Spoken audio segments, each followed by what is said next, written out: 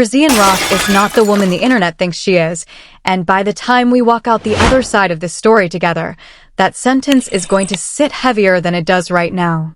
Before we take another step into this, I want to say I hope every single one of you is holding up out there, because what we are about to unpack is not a light watch. And the digital wreckage merchants that live to twist this kind of story are already in your comments right now trying to bend it in their direction. Happy day, wherever you are watching from. Really. This one is going to sit with you for a while, and I think it is one of the most layered, most disturbing modern celebrity investigations I have ever put together on this channel, so you already know the move. Drop a like if you have not yet, hammer that like if you already did, and if you are new here, subscribe, because this story is not just about a rapper's girlfriend and a paternity test. It is about a child, a body in a driveway, a homicide file that is still open, and a young man who reportedly begged the world to hear him before the world got a chance to bury him. Let me set the stage, because most of what floats around online right now is confetti and clickbait, and this deserves neither. Chrisean Malone, better known to the world as Chrisean Rock, is a young woman who came out of nothing. According to her own accounts and multiple published interviews, Chrisean was the 8th of 12 siblings, raised across a stretch of Baltimore and California addresses that read more like a survival map than a childhood. Her father was reportedly incarcerated for 11 years of her early life. Her mother, by Chrisean's own admission, battled substance issues and cycled in and out of stable housing. Chrisean has publicly said she was homeless off and on for close to 9 years starting around age 9, and that the version of her mother she remembers braiding her hair and walking her to school slowly gave way to a version of her mother who could not get out of bed. That is not tabloid framing.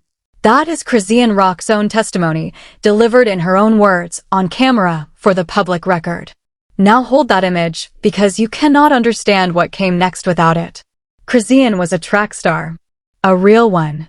Santa Monica in California, 2 years running, and by the accounts of coaches and teammates who spoke to her early on, she had a promising future stretched out in front of her.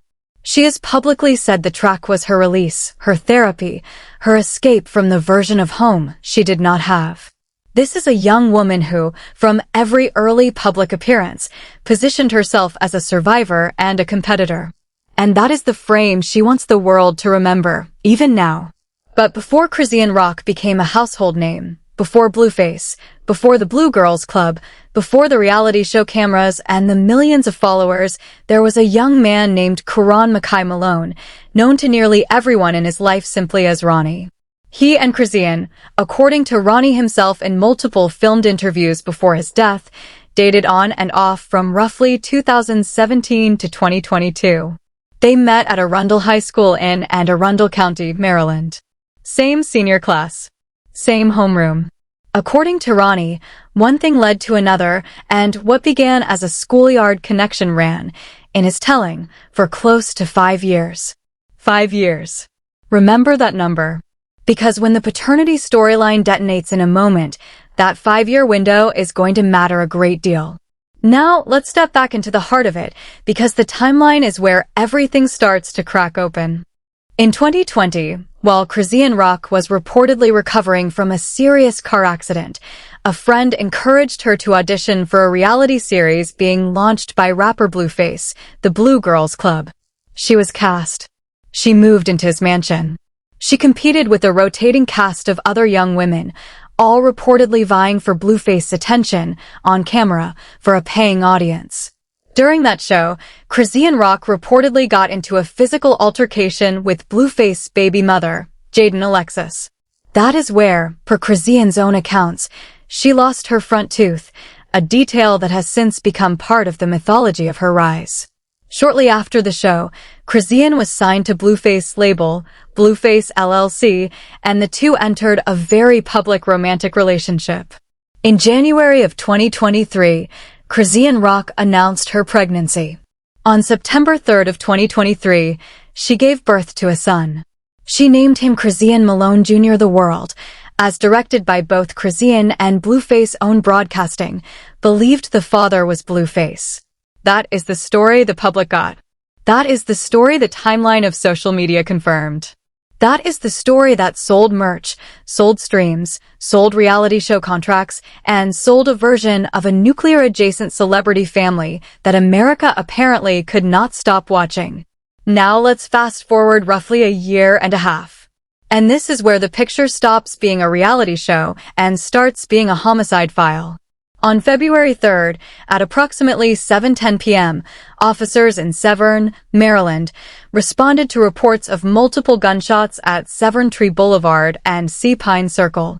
When they arrived, they found a 24-year-old man lying on the ground in the 1700 block of Sea Pine Circle with visible gunshot wounds. That man was Ronnie Malone. That man was Ronnie.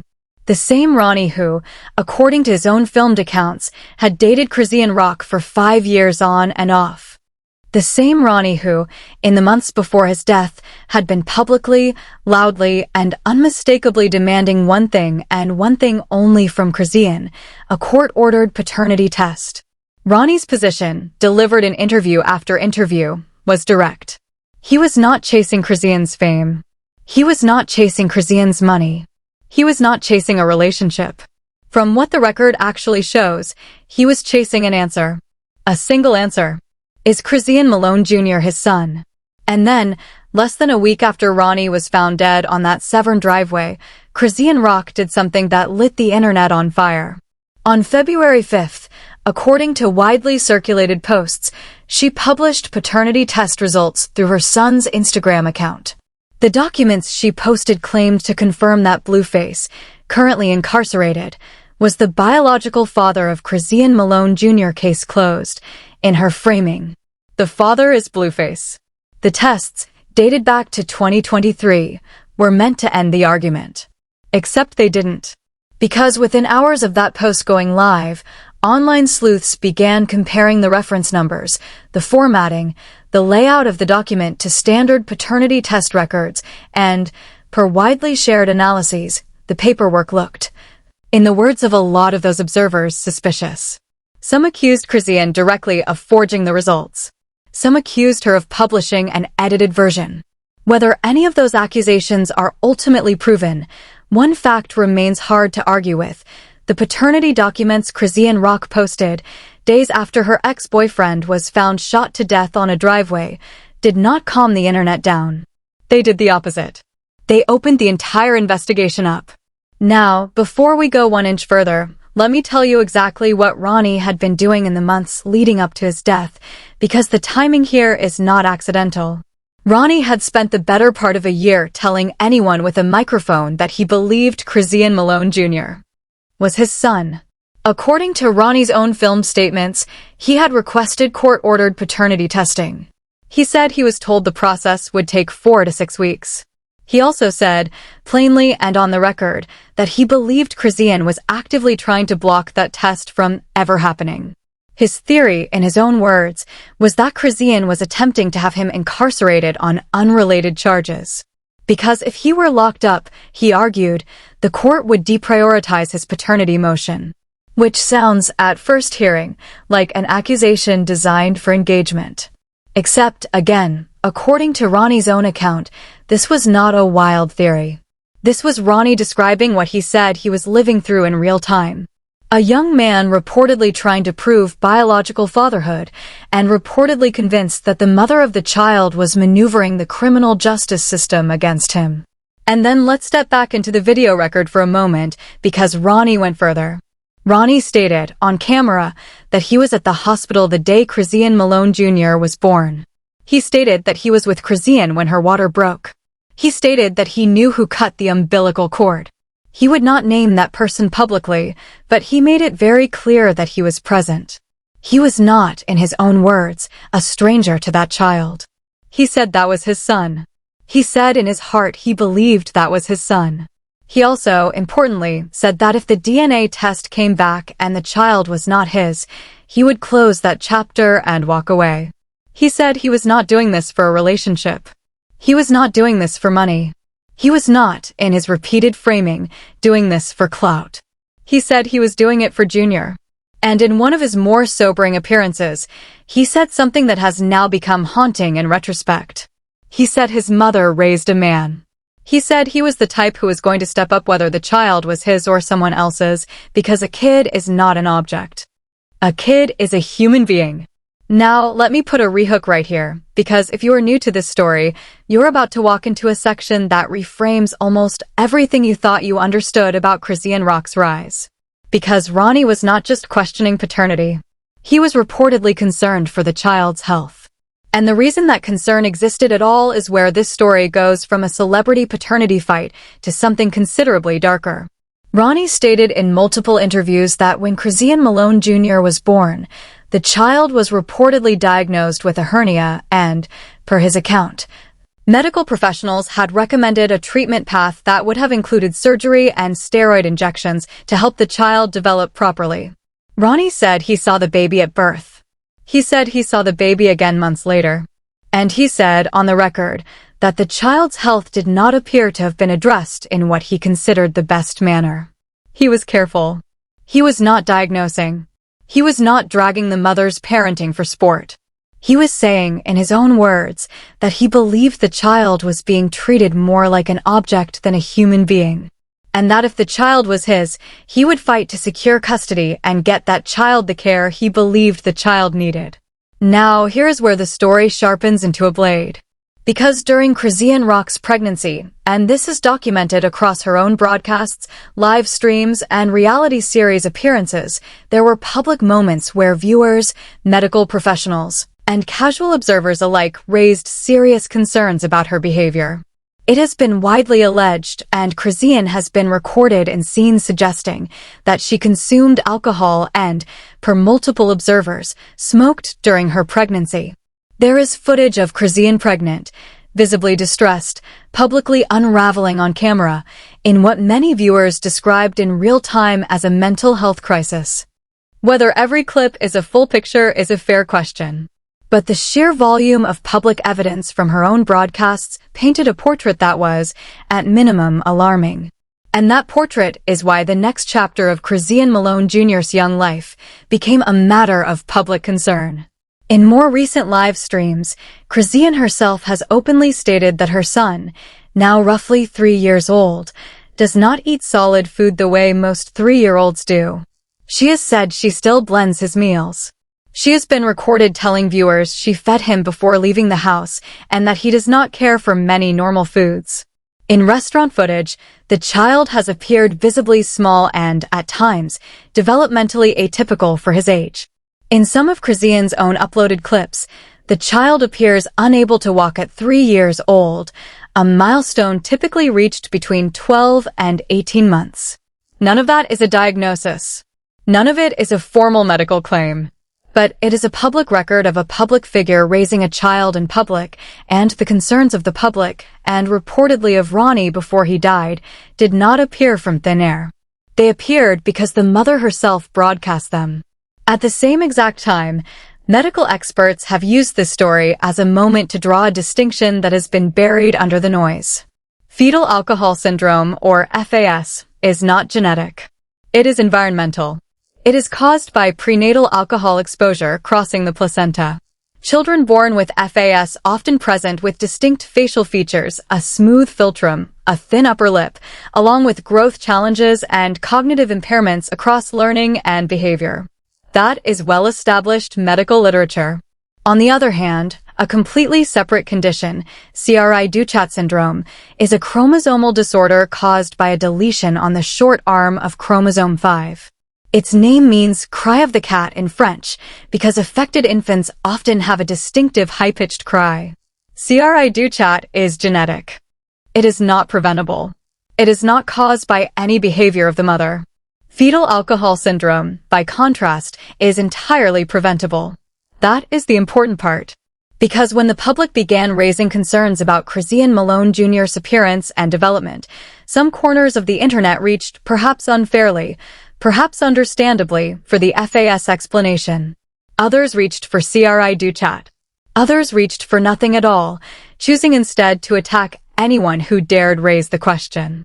But the question was not born of malice. The question was born, in significant part, from Ronnie's public warnings. Let's step back into the paternity fight, because the visual comparison Ronnie's supporters kept making online is worth examining. When you place a photograph of Chrisean Malone Jr. next to Ronnie's face, several observers have noted apparent similarities: a comparable wide smile that reveals the upper teeth in a distinctive way, similar lip shape, similar facial proportions, a rounded nose tip, and a comparable eye shape, with the child's eyes set slightly wider apart. None of that is DNA. None of that is proof. But it fed a growing chorus of people who believed Ronnie's request for a court-ordered test was not a clout stunt. It was a father's plea. And that plea escalated. In the days before Ronnie's death, he confronted Chrisean publicly at a mall. On camera, he demanded, in the middle of a shopping center, that she acknowledge the paternity question. He gestured toward the child and said, "On record, that's my son." Chrisean, on camera, threatened to call the police and reportedly did exactly that. Ronnie was, in his own words, told to leave. Just days later, Ronnie was dead in his driveway. Now, the mask has slipped off, because the details that emerged in the hours and days following Ronnie's death did not just raise eyebrows, they set the internet on fire. According to an account from a witness in the area, Ronnie was sitting in his car outside his own home when a second vehicle reportedly pulled up behind him. The witness stated that a figure exited that second vehicle, approached the car quickly, and reportedly fired 10 rounds. The account further alleged that no one came out to check on Ronnie for approximately 10 minutes because, per the witness, neighbors initially assumed the gunfire could still be active. By the time anyone reached him, according to that witness, Ronnie had already lost too much blood. He was gone. According to the same account, whoever carried out the shooting wanted it done quickly. Authorities have publicly described the shooting as a targeted attack. Some voices online have gone further, alleging that money was placed on Ronnie's head as early as the Friday before his death. Let me be clear about something before we go one step further. None of the individuals named in this investigation have been charged in connection with Ronnie's death as of the reporting available in this story. The investigation, per the accounts of individuals who have come forward, remains open. What we are documenting here is the public record and the public testimony that has been placed on that record by named individuals in their own words. And now let's step back into what those named individuals actually said. Because the reactions after Ronnie's death from people close to Chrisean, from Chrisean herself, and from Blueface were, at minimum, extraordinary. Chrisean's own sister sat down for a widely circulated interview with media personality Jason Lee. When asked about Ronnie's death, she reportedly paused, chose her words carefully, and stated that if she said what she wanted to say, it would put certain people in trouble. She stopped herself. She said she was not the police. She said Ronnie was, in her words, a boy who really loved Chrisean. She acknowledged she had fed him. She described their relationship as family. And then she declined to keep going. That is not a normal answer. That is a person who knows something choosing, publicly, not to say it. Chrisean Rock herself then sat down with the same host and, in her own words, framed Ronnie's death in a way that shocked observers. She reportedly stated that Ronnie had run himself into a grave chasing clout.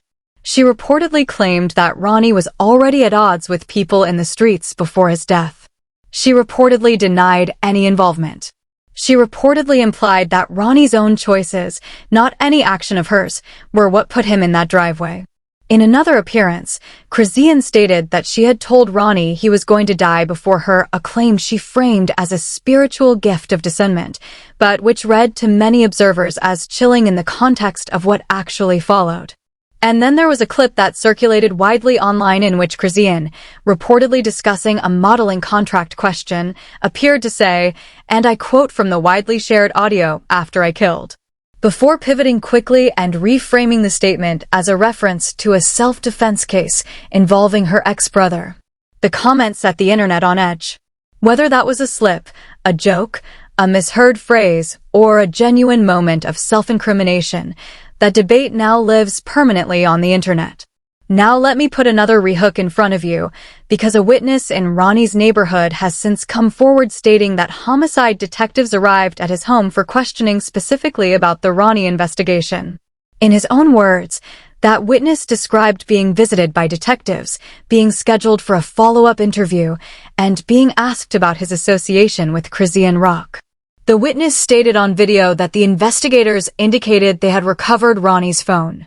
The witness further indicated, in his own framing, that whoever the investigators were building a case against was, in his estimation, quote-unquote, your girl.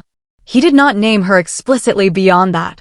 But the timing, the phrasing, and the trajectory of the questioning made his implication unmistakable to viewers of the clip. Now, from what the record actually shows, that same witness has also, in separate content, made statements online that observers have described as reckless. In a widely circulated clip, he reportedly demanded $100,000 from Blueface, then walked the demand back into a request for employment at Blueface restaurant chain. Whether that man had any genuine role in Ronnie's death, and to be crystal clear, no such role has been legally established, his own subsequent commentary has raised more questions than answers. Meanwhile, on the Blueface side of this story, Blueface manager, Wack 100, laid out on camera his own theory of the case. According to Wack 100's public statements, Ronnie had, in the days before his death, publicly told Chrisean, in essence, that he was going to serve her with a DNA subpoena in front of a judge at a court date that was scheduled for that Friday. Wack 100 stated that on the Wednesday morning before that court date, Ronnie was found dead in his driveway. Wack 100 further stated that Blueface has personally requested to see the paternity test results and has been repeatedly ignored by Chrisean. Wack 100's framing was blunt. He named a timeline. He named a court date. He named a subpoena. And he named a driveway. Blueface himself has also spoken. According to Blueface, Ronnie and Chrisean were reportedly in phone contact on the day Ronnie died. According to Blueface, Chrisean is, in his framing, a setup artist with a history of impulsively sharing personal information about people during moments of conflict. According to Blueface, Chrisean was pregnant by Ronnie at one point, reportedly underwent an abortion, and later became pregnant again during the time frame in which she was involved with Blueface. Blueface has stated that in his personal belief, and consistent with what he says Ronnie told him, Chrisean Malone Jr. is not his biological child. Chrisean has publicly rejected that framing. She has doubled down that Blueface is the father. And she has, per her own broadcasts, prepared to leave the country with her son. Let's step back into the tension for a moment. Because Chrisean's own statements after Ronnie's death have not calmed observers. In a broadcast that circulated widely, she reportedly stated that Ronnie was, in her words, on perks, on Molly, on lean, and drinking during the period he was demanding paternity testing. She reportedly stated that his family did not hold him accountable while he was alive. She reportedly stated that he was allegedly trafficking substances through his mother's or grandmother's basement, a claim his family has publicly denied. She reportedly stated that she loved Ronnie, on some level, and had chosen to stay quiet out of respect for his family. She reportedly stated that investigators had come to her at her gym, that they had told her they had Ronnie's phone, and that she cooperated. She reportedly framed her overall position as one of victimhood, a young woman targeted by trolls, by an ex-boyfriend's family, by a media culture too eager to hang a name over a headline. But their own words keep folding on them. Because Blueface's counterposition is that Chrisean is not defending herself so much as she is redirecting.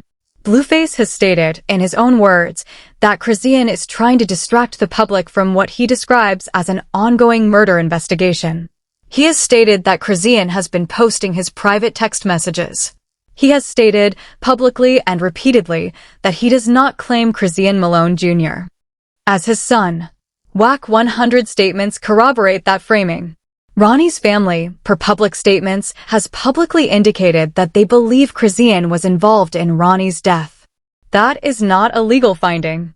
That is a family in mourning speaking on the record. But it is the sort of on-the-record grief that a homicide investigator does not ignore. Now let's slow the pacing down for a second, because the entire chain snaps back together right here. Consider the sequence. As reported, Ronnie tells Chrisean he is going to have her served with a DNA subpoena at a court date on Friday. On the Monday of that same week, Chrisean allegedly has Ronnie arrested at a mall, an incident Ronnie publicly framed as an attempt to derail his paternity motion. On the Wednesday morning before the Friday court date, Ronnie is reportedly dead in his own driveway. On the following Wednesday, Chrisean posts a paternity test that observers say does not stand up to visual scrutiny. Within days, Chrisean tells the world that she wants to leave the country. That is the sequence. That is the paper trail. That is the timeline. And no matter which side of this story a viewer sits on, that timeline is the reason the internet has not been able to move on. Let me put another rehook here, because there is one more layer of this story that most people have not sat with, and it is the layer that hurts the most. Ronnie's final sit-down interview before his death, delivered opposite the media personality Tasha K, has, in retrospect, become one of the most difficult pieces of footage in this entire story. Tasha K reportedly told Ronnie, in essence, that she could feel he was struggling between two versions of himself.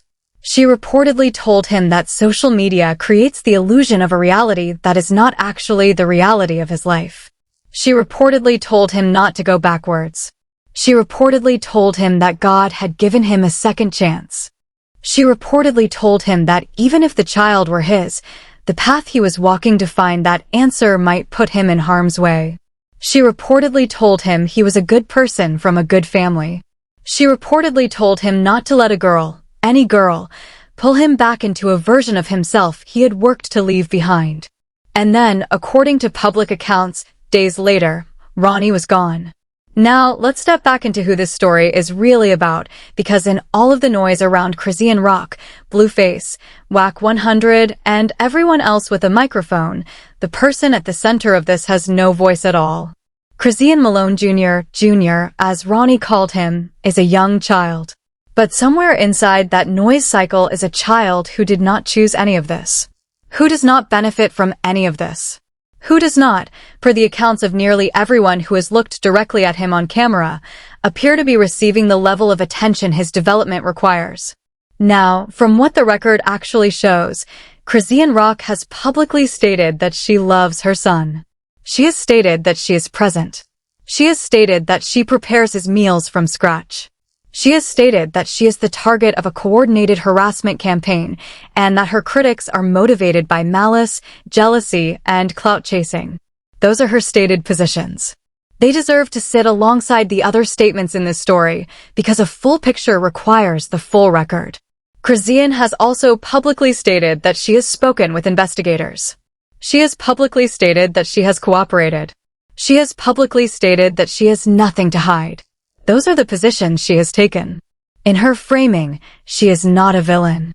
In her framing, she is a young black woman who came from poverty, survived homelessness, made it to national television, gave birth to a child, and is now being punished by an internet audience that never wanted her to succeed in the first place. The two versions of Chrisean Rock cannot both be true in their entirety. Either she is the survivor she has portrayed herself to be, a woman who fought her way out of a life almost no one escapes and is now the target of a mob, or she is a public figure whose recorded statements, whose posted documents, whose child's public appearances, and whose ex-boyfriend's death now sit in a pattern that a homicide investigation is, per multiple accounts, actively examining. It is possible one is more true than the other. It is possible reality lives somewhere in between. But it is not possible to look at the full timeline and pretend the timeline does not exist. Let me leave you with one more piece of this before we close it out, because it may be the most quietly devastating piece of all. In one of his last extended interviews, Ronnie was reportedly asked what he would do if the paternity test came back and Chrisean Malone Jr. was not his son. His answer was direct. He would close the chapter. He would move on. He would step back. He was not doing this, in his repeated framing, for himself. He was doing this because he had seen the child. He had held the child. And he could not, in his own words, keep watching what he described as a child being treated like an object rather than a human being. He said his mother raised a man. He said a man does not walk away from a possible child. He said if the child was his, he was stepping up. If the child was not his, he would let it go with respect. That was the position of the man who ended up dead in his driveway days before he could take the test that would have answered the entire question. Now, before we close this chapter, and it is only a chapter, because this investigation is not over, I want to zoom out for one final beat. Because there is a broader lesson in this story that has nothing to do with Chrisean Rock or Blueface or Ronnie or any of the media personalities cycling through it. The lesson is this: modern celebrity culture has monetized instability. It has taken the parts of a young woman's story that should have been protected, the trauma, the homelessness, the parental absence, the pregnancy under public scrutiny, and turned them into content. It has taken the parts of a young man's plea for paternity, a plea that, whatever its outcome, was rooted in a young child's welfare, and turned it into a monetizable feud. And it has taken the child at the center of all of it and made that child, in the words of the man who publicly claimed him, an object. An object of coverage. An object of speculation. An object of streams and views and paid interviews and Instagram posts and reality TV clip packages. And somewhere in the middle of that, a homicide file is open. A witness has been called in. A subpoena that was reportedly on its way was never served. A driveway in Severn is now permanent history. A young man's family is grieving. A young woman is broadcasting her defense in real time. A rapper is denying paternity from behind prison walls. A manager is naming days of the week. A sister is choosing not to speak. And a 3-year-old child, blended food and all, is caught between all of it without a single microphone of his own. That is not a scandal. That is a tragedy dressed up as a scandal, and the internet has largely failed to tell the difference. Now, this is not the end of the story. This is the moment before the next revelation. The homicide investigation, per multiple public statements from people connected to it, is active. The paternity question, per Blueface's own public statements and Wack 100's own public statements, has not been resolved to their satisfaction. Ronnie's family, per public statements, is not done speaking. And Chrisean Rock, per her own broadcasts, is not done broadcasting. Which means every piece of this, the driveway, the subpoena that never came, the paternity documents that observers say don't hold up, the mall confrontation, the sister's pause sentence, the after I killed slip, the witness who spoke to detectives. Every piece of it is still moving, still evolving, still being investigated, still being litigated in the court of public conversation, if not yet in a court of law. So here is my ask of you. Do not let the noise cycle bury this story. Do not let the next Blueface clip, or the next Chrisean Rock live stream, or the next Wack 100 podcast, or the next media personality booking wash the outline of it out of your memory. Because the outline of it is not entertainment. The outline of it is a homicide, a possible fatherless child, a possibly forged document, and a family in mourning. Soak up the applause while it lasts if that is what the noise cycle is selling you. But understand the ground truth. A young man reportedly asked for a DNA test, and days before he could receive it, he was found dead. That is the sentence. That is the whole sentence. That is the sentence Ronnie's mother wakes up to every morning. That is the sentence Ronnie Malone Jr. will one day be old enough to read for himself. And that is why we are still talking about it. That is why the algorithm cannot bury this. That is why this comment section keeps refilling every 24 hours. That is why every time someone thinks the news cycle has finally moved on, another clip surfaces, another audio drops, another interview leaks, and the whole timeline snaps right back into view. Now, if you made it this far, I want to hear from you. Where do you stand on this? Do you believe Chrisean Rock's paternity documents? Do you believe Wack 100's timeline? Do you believe Blueface's account? Do you believe Ronnie's plea? Drop it below. Argue in the comments respectfully but honestly, because your read matters, and because this investigation is still moving. If you want the next chapter the moment I have it, subscribe, hit the bell, and turn on notifications, because I am staying on this story until an answer that actually holds together arrives. And while you are here, take a look at your suggested videos, because there is another investigation on this channel that connects to this one in ways you are not going to see coming.